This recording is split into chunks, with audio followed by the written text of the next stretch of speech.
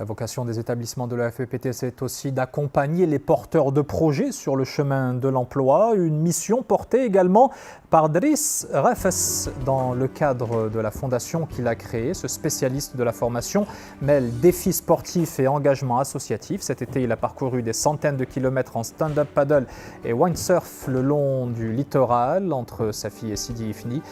L'événement baptisé Rise Up to the Top a permis d'aller à la rencontre de jeunes compétences établis en milieu rural afin de les aider à réaliser leurs projets professionnels.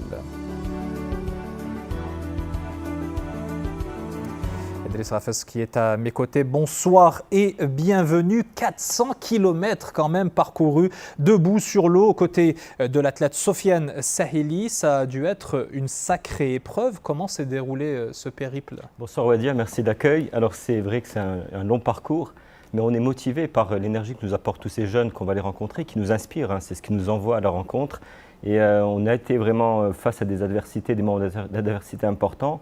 Le courant de face, le vent qu'on n'attendait pas à partir d'Agadir. On a dû être en mer de nuit, on a dû être en mer dans des conditions de brouillard parfois. Mais la cause en valait la peine. Quand on est motivé, quand on rêve d'accompagner ces jeunes, eh bien, on va jusqu'au bout du périple. Safi, Sidi Ifni, ça vous a pris combien de temps? Ça nous a pris 12 étapes en tout et les étapes variaient entre 25 et 57 km. La plus longue était entre Soura et Tafedna. On était porté par un vent dans le bon sens, c'était juste incroyable. 7h30. Alors derrière l'épreuve sportive, vous le disiez, il y a cette dimension socio-économique. Qui sont les jeunes que vous êtes allés rencontrer? Alors déjà, il faut savoir que le programme que nous portons et que nous avons mis en œuvre s'adresse à des jeunes qui ne sont pas forcément diplômés. On commence par le monde rural et ce sont des jeunes qui ont au minimum 20 ans, peuvent avoir un niveau collège ou sont diplômés à un niveau plus élevé. Ce qu'on veut faire, c'est réduire les inégalités sociales et créer des ponts entre le monde rural et le monde des villes. Et donc on a rencontré des jeunes chemin faisant dans le cadre d'une caravane entrepreneuriale et nous avons eu le plaisir aussi de voir des gens qui sont venus spontanément vers nous, qui s'intéressaient à l'aventure et aux projets d'incubation qu'on leur propose. Alors après ce premier contact, comment ça va se passer? Il y a une étude, j'imagine, des dossiers qui vous ont été soumis?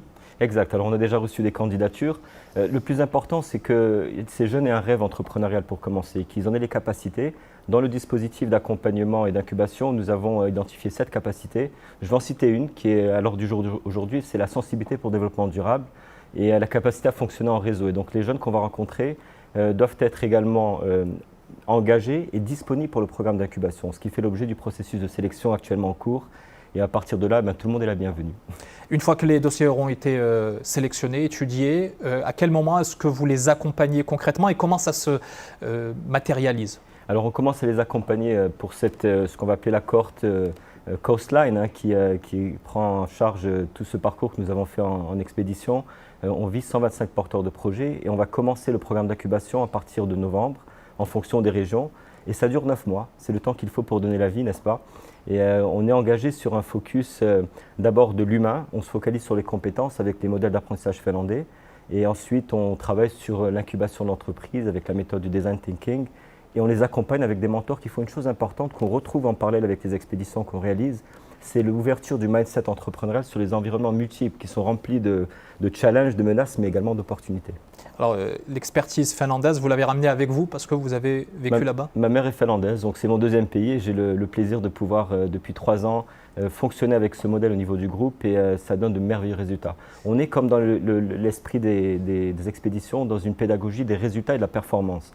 Il faut qu'absolument à la sortie du parcours, les participants soient plus performants dans l'exercice de leurs activités. Depuis 3 ans, puisque c'est la 3e expédition que vous menez, expédition sportive. Là, vous étiez sur les flots, vous avez été également en altitude. Avec le recul, quel enseignement vous tirez de ces expériences-là, sur le plan humain et également sur le plan de l'accompagnement de ces jeunes que vous avez rencontrés? On revient toujours à l'humain, ce qui est le cœur d'activité de notre groupe depuis 52 ans.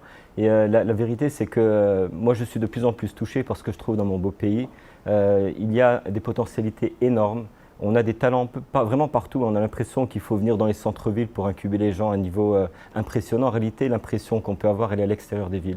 Parce que là, on a une multitude de personnes qui sont très talentueuses. Ce que j'ai trouvé très fort aussi, c'est l'esprit de solidarité qui règne autour de cette expédition. Sans citer personne, je me dois quand même de remercier tous les partenaires, les sponsors. Alors je peux citer quand même les centres régionaux d'investissement qui nous ont accompagnés, les provinces, parce qu'on est dans une logique de partenariat public-privé. Et ce que je veux dire, c'est que notre Maroc regorge de belles potentialités. Et la plus grande ressource n'est pas le financement, c'est bien l'humain. même si effectivement les moyens sont les bienvenus et si des partenaires veulent vous rejoindre, ils peuvent aller taper sur Google Rise Up to the Top, le programme que vous avez initié. Alors on a tout sur le site riseuptotop.com et également les candidatures sont ouvertes à qui veut bien postuler. Évidemment, c'est un programme qui va prendre de l'ampleur à l'échelle nationale. On est engagé, on a créé une association pour pouvoir justement capter les fonds nécessaires avec des gens qui sont vraiment très bons dans le domaine et qui sont engagés pour l'impact social, car c'est bien la finalité de ce que nous faisons. Merci infiniment, Driss Rafes, d'avoir été avec nous dans InfoSoir Weekend.